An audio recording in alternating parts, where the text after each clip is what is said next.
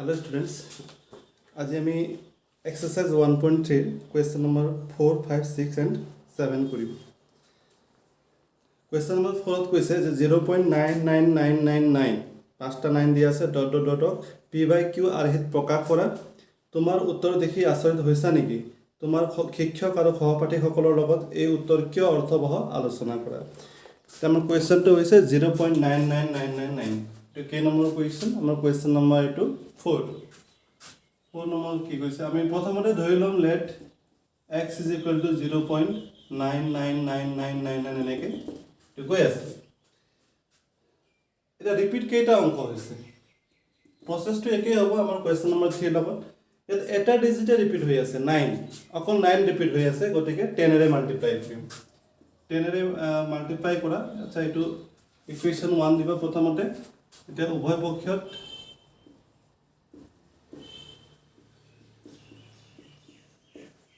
10 এৰে পূৰণ কৰি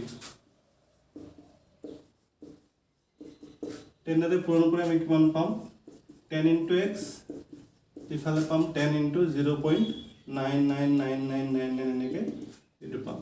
এটা কৰিলে আমাৰ কিমান হ'ব 10x হ'ব এইটো পইণ্টটো এটা ঘৰ পিছত যাব তাৰ মানে 9.99999 এনেকৈ হ'ব এইটো যে ইকুৱেশ্যন 2 এটা 2 - 1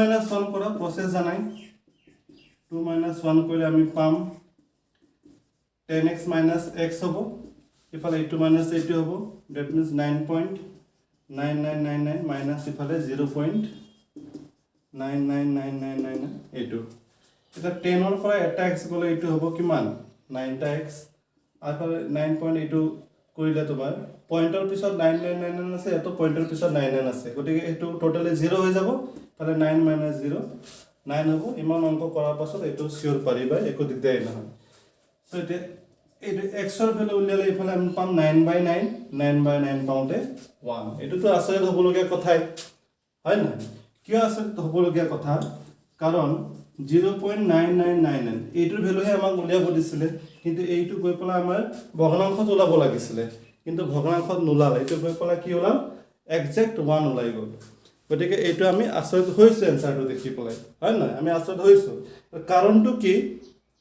কাৰণটো হৈছে যে 0 পইণ্টৰ পাছত যেতিয়া 9999999 লৈ থাকিবা তেতিয়া হলে এইটো এপ্ৰক্সিমেটলি গৈ পেলাই 1 ৰ ইকুৱেল হ'ব বুজি পাইছা নাই এইটো আমি একচুয়ালি ইকুৱেল টু 1 লিখি দিব নোৱাৰো এটা কিয় লিখিব নোৱাৰো কাৰণ এইটো 1 হ'ব নোৱাৰে কিন্তু এপ্ৰক্সিমেট ভ্যালুটো তাৰ 1 হ'ব তাৰ মানে 1 ৰ প্ৰায় ওচৰা ওচৰি কি পাব কিন্তু 1 ৰ ইকুৱেল নহয় গতিকে এইটো আমি এইটো চিন দিব লাগিব 0.99999 টো এপ্ৰক্সিমেটলি 1 ৰ ইকুৱেল ইয়াৰ আগৰ যিবিলাক অংক আছিল তাত আমি ভগ্নাংশত পাইছিলো হেকেটা এক্সাক্ট ভ্যালু আছিল কিন্তু ইয়াত এক্সাক্ট ভ্যালু আমি পোৱা নাই দেই বুজি পাইছা না এইটো আমি ইয়াত 1 পাইছো 1 পালেও আমি যদি ভাবি চাও যে 0.99999 এটো কেনেকৈ 1 হ'ব 1 কেতিয়া হ'ব নোৱাৰে কিন্তু 99999 প্ৰতিটো 9 তুমি বঢ়াই গৈ থাকোতে তুমি কি হ'ব একদম 1 ৰ ওচৰা ওচৰি পাই যাব মানে তাৰ মানে বিশেষ ডিফাৰেন্স একো নাথাকে 1 আৰু 0.99999 ৰ মাজত সেই কাৰণে এই ভ্যালুটো এপ্ৰক্সিমেট 1 ৰ ইকুৱেল সো এইটো হৈছে আমাৰ आंसर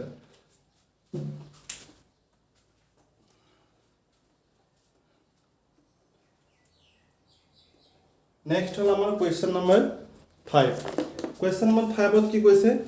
1/17 ৰ দশমিক বিস্তৃতিৰ পুনৰাবৰ্তিত গুণটোত আটাইতকৈ বেছি কিমানটা অংক থাকিব হৰণ পদ্ধতি অৱলম্বন কৰি উত্তৰৰ সত্যতা পৰীক্ষা কৰা এইটো কৈছে যে প্ৰথমতে তোমাক কৈছে যে 1 ক যদি আমি 17 ৰে হৰণ কৰো 17 ৰে হৰণ কৰিলে যেটো পুনৰাবৰ্তিত গুণ হ'ব তাৰ মানে এই যে ৰিপিট যে হৈ থাকে সাপোজ 0 পইণ্টৰ পাছত তোমাৰ কেতিয়াবা তিনটা ডিজিট বাৰে বাৰে ৰিপিট হৈ থাকে কেতিয়াবা দুটা ডিজিট বাৰে বাৰে ৰিপিট হৈ থাকে ধৰা 62626262 আহি থাকে কেতিয়াবা 123 123 123 123 তিনটা গুণ ৰিপিট হৈ থাকে হয়নে যদি আমি 1 ক 17 ৰে হৰণ কৰো তেতিয়া হলে যেটো পুনৰাবৰ্তিত গুণ হ'ব ৰিপিট হৈ থকা গুণ হ'ব সেই গুণটোত ম্যাক্সিমাম কিমানটা অংক থাকিব বুলি কৈছে এতিয়া আমাৰ এইটো আছে কিমান 1/17 তেতিয়া হলে ইয়াত এটা কথা মন কৰিবা তোমালোকে কোনো এটা ভগ্নাংশৰ যেটো হৰ থাকে তে হৰতকৈ যেটো তাৰ ৰিপিট হোৱা গুণ থাকে পুনৰাবৰ্তিত গুণ থাকে সেই গুণটোত হৰতকৈ এক কম অৰ্থাৎ 16টা ডিজিটলৈকে তাৰ ৰিপিট হ'ব পাৰে বুজি পালানে তাৰমানে 17 আছেতো 17তকৈ এক কম কৰিলে কিমান 16 তাৰমানে 16টা গুড তাৰ পুনৰাবৰ্তিত হ'ব পাৰে কিন্তু মনত ৰাখিবা ইয়াৰ অৰ্থ এইটো নহয় যে 16টা ৰিপিট হ'ব বুজি পাইছানে ইয়াৰ অৰ্থ এইটোহে যে খুব বেছি 16টা ডিজিটলৈকে ৰিপিট হ'ব পাৰে তাতকৈ বেছি ৰিপিট হ'ব নোৱাৰে মেক্সিমাম 16টালৈকেহে ৰিপিট হয়তো এটাও ৰিপিট হ'ব পাৰে দুটা হ'ব পাৰে তিনিটা হ'ব পাৰে কিন্তু 16তকৈ বেছি ৰিপিট হ'ব নোৱাৰে যিটো ৰিপিটিং গুড থাকিব সেই গুডটোত 16টাতকৈ বেছি অংক থাকিব নোৱাৰে তাৰমানে মই আকৌ কৈছোঁ যদি 1/n ফৰ্মত থাকে তেতিয়াহ'লে তাৰ যিটো ৰিপিটিং গুড হয় ৰিপিটিং গুডত n-1টা অংকহে থাকিব পাৰে তাতকৈ বেছি থাকিব নোৱাৰে বুজি পালানে সো আমি লিখিম যে দশমিক বিশিষ্ট পুনৰাবৰ্তিত গুণটোত লিখা 1/17 দশমিক বিস্তৃতিৰ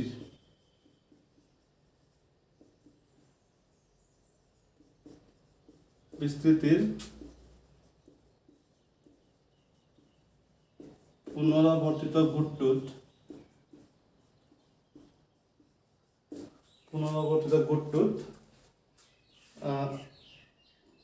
আটাইতকৈ বেছি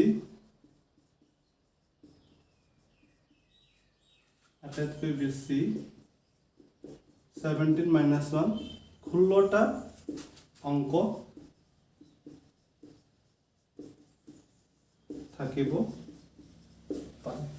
মেক্সিমাম 16টা অংক থাকিব পাৰে তাতকৈ বেছি নাথাকে দেই এইটো এতিয়া ইয়াৰ চাবা বহুত ইউটিউবত কি কৰিছে এই বস্তুটো তেওঁলোকে মানে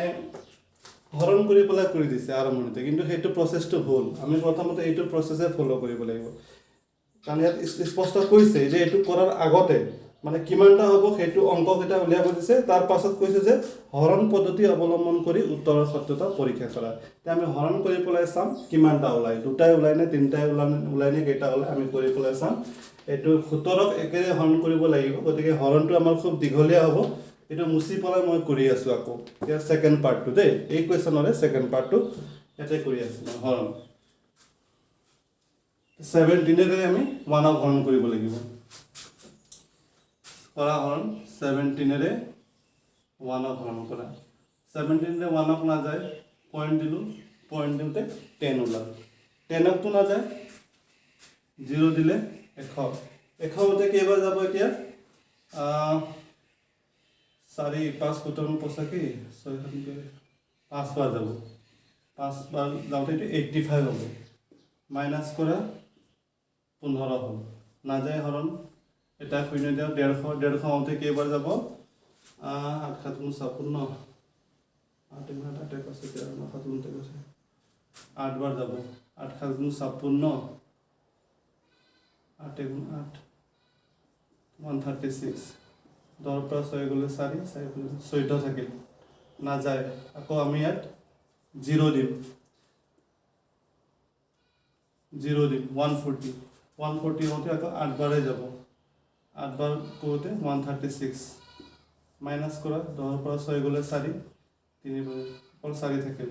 নাযায় 0 এটা আমি দিব পাৰোঁ 40 হ'লে 17 2 34 34 মাইনাছ কৰিলে 6 দেই 6 নাযায় 0 60 কৰিলে এইটো তোমাৰ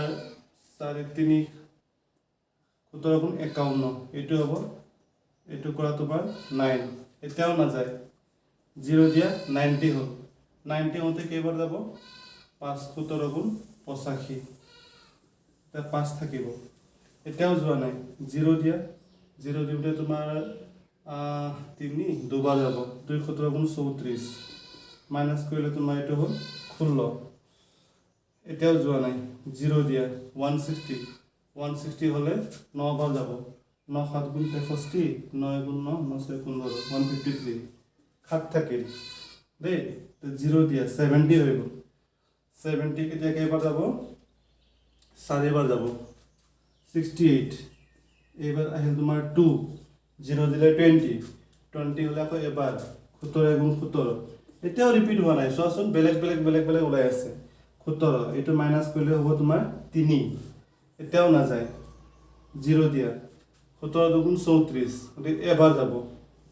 এবাৰ গ'লে আকৌ 17 গুণ 17 তেতিয়া তোমাৰ এইটো থাকিব 13 বাকি থাকিব 13 আচ্ছা এই 13টো মই ইয়াত লিখি দিছোঁ দেই এইটো মানে গৈ থাকিব 13 সরি 13 হতে না যায় 0 দিলে 130 তো কেইবাৰ যাব 130 হলে তোমাৰ 130 হলে 7 7 গুণ 7 8 গুণ 56 8 গুণ 8 136 7 বাৰ যাব 7 বাৰ যাব 7 7 গুণ 49 7 গুণ 7 7 4 11 10 পৰা 9 গলে 1 এইটো 11 এতিয়াও না যায় 110 110 হলে কেইবাৰ যাব 110 হলে তোমাৰ 7 বাৰ 6 বাৰ যাব 6 7 গুণ 42 6 গুণ 6 4 102 8 থাকিব 80 হল 80 হলে 5 4 বাৰ 68 মাইনাস কৰা 10 পৰা 8 গলে 2 10 পৰা 8 গলে 2 এইটো 1 12 এইটো 12 এতিয়াও না যায় 0 দিয়া 120 হলে তোমাৰ যাব এইটো 7 বাৰ কাৰণ এইটো 119 হ'ব 119 হলে তোমাৰ কিমান হ'ব 1 বাস এতিয়াহে আমাৰ 1 ওলাল তাৰ মানে আমি 17 ৰে আকৌ 1 কৰিব লাগিব তাৰ মানে কি এই প্ৰসেসটো আকৌ ৰিপিট হ'ব আকৌ 05882 পাম গতিকে এনেকৈ আমি পাই থাকিম গতিকে ইয়াৰ পিছত কৰিব নালাগে এইটো গোটেই ৰিপিট হৈ আছে এটা কেইটা ৰিপিট কেইটা হল আমি চাওঁচোন হিসাব কৰি এটা দুটা তিন 1 2 3 4 5 6 7 8 9 10 11 12 13 14 15 16 এয়া এক্স্যাক্টলি 16টা ডিজিট ৰিপিট হৈ আছে ইয়াতকে বেছি কেতিয়াও ৰিপিট হ'বই নোৱাৰে কাৰণ হৰত 17 আছে গতিকে 17 সমান কেতিয়াও হ'ব নোৱাৰে 17তকৈ কম হ'ব হা 17তকৈ কম বুলি ক'লে দুটা তিনটা চাৰিটা পাঁচটা 10টা যিকোনো হ'ব পাৰে ম্যাক্সিমাম 16টা গতিকে আমি ইয়াত হৰণ কৰি পৰা দেখিলো যে হয় 16টা ডিজিট ইয়াত ৰিপিট হৈ আছে গতিকে এইটো তোমাৰ ইমান কৰাৰ পাছত হৈ যাব এতেকে লিখিবা 1/17 0.058823 52941 17647 এই গুণটো তোমাৰ বাৰে বাৰে ৰিপিট হৈ থাকিব এইটো কথাই খুদিছিলে যে কেইটা ডিজিট ৰিপিট হ'ব ঠিক আছে আগবাঢ়ো আমি নেক্সট কোৱেশ্যনলৈ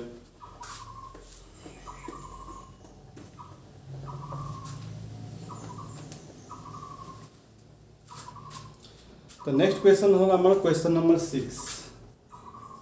কোৱেশ্যন নম্বৰ 6 ইয়াত কি কৈছে যদি p আৰু q অখণ্ড সংখ্যা যাৰ একৰ বাহিৰে অন্য সাধাৰণ উৎপাদক নাই তেনেহলে p/q আৰ্হি থকা বিভিন্ন পৰিমেয় সংখ্যা লোৱা যিবিলাকৰ দশমিক বিস্তৃতি পৰিসমাপ্ত আৰু পৰ্যবেক্ষণ কৰা কিউৱে কি ধৰ্ম সিদ্ধ কৰিব অনুমান কৰিব পাৰিবনে এতিয়া চোৱা p/q আকাৰৰ আমাক কেইটামান সংখ্যা লিখিবলৈ কৈছে যাতে p আৰু q ৰ একৰ বাদে বেলেগ উৎপাদক নাথাকে তাৰ মানে কেনেকুৱা সাপোজ এটো 2/3 হ'ল হয়নে এটো একৰ বাদে বেলেগ উৎপাদক নাই মানে একৰ বাদে বেলেগ এনেকুৱা সংখ্যা আছে নেকি যিটোৰে 2 আৰু 3 উভয়কে হৰণ যায় তেনেকুৱা সংখ্যা একো নাই গতি হেতু কৈছে তাৰমানে দুইটাকে হৰণ যায় একৰ বাদে যাতে বেলেগ নহয় ঠিক তেনেকৈ 9/10 হ'ব পাৰে এটো চোৱা এনেকুৱা কোনো সংখ্যা নাই একৰ বাদে যিটোৱে দুইটাকে হৰণ যায় ঠিক তেনেকৈ তোমাৰ 110/111 হ'ব পাৰে কোনো সংখ্যা নাই যেটো দুইটাকে হৰণ যায় একৰ বাদে এনেকুৱা সংখ্যাবিলাকক সহমৌলিক বুলি কয় দে এই কথাটো মই এটাই কৈছিলো তোমালোকক এনেকুৱা সংখ্যাবিলাকক সহমৌলিক বুলি কয় আমি কম 2 আৰু 3 সহমৌলিক 9 আৰু 10 সহমৌলিক 110 আৰু 111 সহমৌলিক আচ্ছা এতিয়া হ'ল কোৱেশ্যনলৈ ইয়াত কৈছে যে p/q আহি থকা বিভিন্ন পৰিমেয় সংখ্যা লোৱা যিবিলাকৰ দশমিক বিস্তৃতি পৰিসমাপ্ত বুলি কৈছে দশমিক বিস্তৃতিটো পৰিসমাপ্ত হোৱাকে উদাহৰণ দিবলৈ কৈছে তেতিয়াহ'লে কেনেকুৱা হ'ব মানে পৰিসমাপ্ত মানে জানা যে আমাৰ দশমিকৰ পাছত কেইটামান অংকৰ পাছত হৰটো 0 হৈ যায় দেই তেনেকুৱা ধৰণৰ তেতিয়া আমাৰ নিশ্চয় ডট ডটটো নাহিব যেহেতু হৰটো 0 হৈ নাযায় 0 হৈ যায় গতিকে 0 হ'লে আমাৰ ডট ডটৰ কোনো প্ৰশ্নই নুঠে তো তেনেকুৱা কেইটামান এক্সাম্পল লিখিবলৈ কৈছে গতিকে আমাৰ সংখ্যাবোৰ হ'ব মই ইয়াত তিনিটা এক্সাম্পল দিছোঁ, বাকী কেইটা তোমালোকে নিজে কৰি ল'বা বাছি পেলাই। এটা হ'ব পাৰে তোমাৰ ধৰা 7/4 হ'ব পাৰে দেই, এটা হ'ব পাৰে 125/5, এইটো হ'ব পাৰে, এইটো হেৰি নহয়, 8 দিছোঁ, 5 ইহঁতৰ কি হ'ব পৰিসমাপ্ত হ'ব দেই। এইটো হৈ গ'ল। ইয়াত আৰু তোমালোকে কেইটামান এক্সাম্পল দি দিবা, মই তিনিটা এক্সাম্পলে দিছোঁ। এতিয়া ইয়াত কৈছে যে কিউৱে কি ধৰ্ম সিদ্ধ কৰিব অনুমান কৰিব পাৰিবানে? মানে কিউ মানে এইটো তলৰ টাৰ্মটোক আমি কিউ বুলি কওঁ। এতিয়া কিউৰ ধৰ্ম এটা স্পেচিয়েল এটা ধৰ্ম আছে, চাবা দেই। আচ্ছা, আৰু মই কেইটামান এক্সাম্পল দিব পাৰোঁ, তেতিয়াহে আমাৰ স্পষ্ট হ'ব। ছাপ'জ 11ক যদি মই 25ৰে হৰণ কৰোঁ, 6ক যদি 125ৰে হৰণ কৰোঁ, তেতিয়া তোমাৰ দশমিক বিস্তৃতিটো পৰিসমাপ্ত হ'ব। এইটো লিখাৰ বিশেষ কাৰণ আছে। এতিয়া চাবা, গোটেইবিলাক সংখ্যা তোমালোকৰ এনেকুৱা টাইপৰে হ'ব পৰিসমাপ্ত দশমিক বিস্তৃতি পাবলৈ হ'লে। এতিয়া ইয়াৰ বিশেষ পেটাৰ্ণটো চোৱা, ইয়াৰ যিটো হৰ আছে, হৰটো কিমান আছে, এইটো 2² হিচাপে লিখিব পাৰোঁ। এইটো মই লিখিব পাৰোঁ 2 কিউব হিচাপত, এইটো মই 2 কিউব লিখিব পাৰোঁ, 2 × 4 = 4, এইটো হৈ গ'ল তোমাৰ 21, আৰু এইটো হৈ গ'ল তোমাৰ 5², এইটো হৈ গ'ল 5 কিউব। আৰু ক'ৰবাত এনেকুৱাও হ'ব পাৰে যে 50 / 1/50, এইটো তোমাৰ হ'ব পাৰে দশমিক বিস্তৃতি। ইয়াৰ কেনেকুৱা হ'ব, ইয়াৰ তোমাৰ হেৰি হ'ব 2 × 5², এনেকৈ লিখিব পাৰিবা ইয়াৰ মৌলিক উৎপাদককেইটা লিখিলে। এতিয়া কিউৰ বিষয়ে কি ধাৰণা কৰিব পাৰিবা বুলি কৈছে, তুমি এনেকুৱা এক্সাম্পল 1000টা ল'লেও চবতে এনেকুৱাই পাবা। তাৰমানে যিটো হৰ থাকিব, হৰত তুমি হয় 2 পাবা, নাইবা 5 পাবা, নাইবা 2টাই পাবা, তাৰ বাদে বেলেগ নাপাবা। বেলেগ যদি পোৱা ইহঁতৰ বাদে, ছাপ'জ 3 বা 7 পালা, তেতিয়াহ'লে এইটো কেতিয়াও পৰিসমাপ্ত নহয়। গতিকে আমি ক'ব পাৰোঁ যে কিউৰ মৌলিক উৎপাদকীকৰণত 2 বা 5 বা 2টাই থাকিব পাৰে, সেইটোৱে আমি ক'ব লাগিব। ইয়াত কৈছিলে নহয় যে কিউৱে কি ধৰ্ম সিদ্ধ কৰিব অনুমান কৰিব পাৰিবানে? য়েছ, ধৰ্মটো সেইটোৱেই। ইয়াত লিখা যে কিউৰ মৌলিক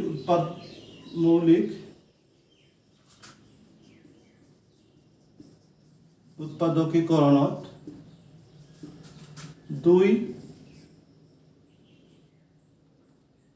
2 ঘাত বুলি লিখা, 2 ঘাত, 5 ঘাত বা উভয়ৰে ঘাত থাকিব পাৰে। এইটো লিখি দিলে হৈ গ'ল, 2 ঘাত, 5 ঘাত বা উভয়ৰে ঘাত থাকিব পাৰে, 2 আৰু 5 দুইটা থাকিব পাৰে, তাৰ বাদে বেলেগ নাথাকে। যিকোনো এক্সাম্পল তোমালোকে লোৱা, নিজে কৰিলে গম পাবা যে হয় ইয়াত হয় 2 আৰু 5 দুইটাই থাকিব লাগিব, নহ'লে যিকোনো 2 বা 5 যিকোনো এটা থাকিব লাগিব, তেতিয়াহে দশমিক বিস্তৃতিটো পৰিসমাপ্ত হ'ব। ঠিক আছে, এতিয়া আহিছোঁ কুৱেশ্যন নম্বৰ 7লৈ।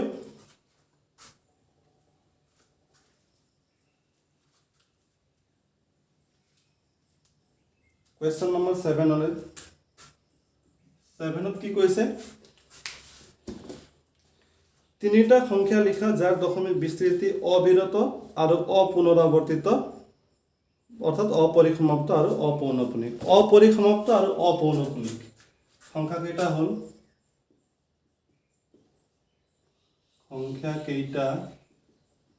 হ'ল, অপৰিসমাপ্ত মানে ডট ডট ডট থাকিব তাত, আৰু অপুনৰাৱৰ্তিত মানে বেলেগ বেলেগ আহি থাকিব। লিখি দিয়া 0.12, 112, 1112, 11112, এই দেখিছানে? অপৰিসমাপ্ত যিহেতু ডট ডট আছে, আৰু অপুনৰাৱৰ্তিত যিহেতু একেই নাই, বেলেগ বেলেগ। ইয়াত এটা 1 আছিলে, 2টা 1 সমান, 3টা 4টা এনেকৈ বেলেগ বেলেগ আহি আছে, গতিকে এইটো কি হ'ব, অপুনৰাৱৰ্তিত হ'ব। ঠিক তেনেকৈ আৰু এটা লোৱা 0.05, 04, 3218, যিকোনো লিখি দিয়া, তোমাৰ একো প্ৰব্লেম নহয় দেই।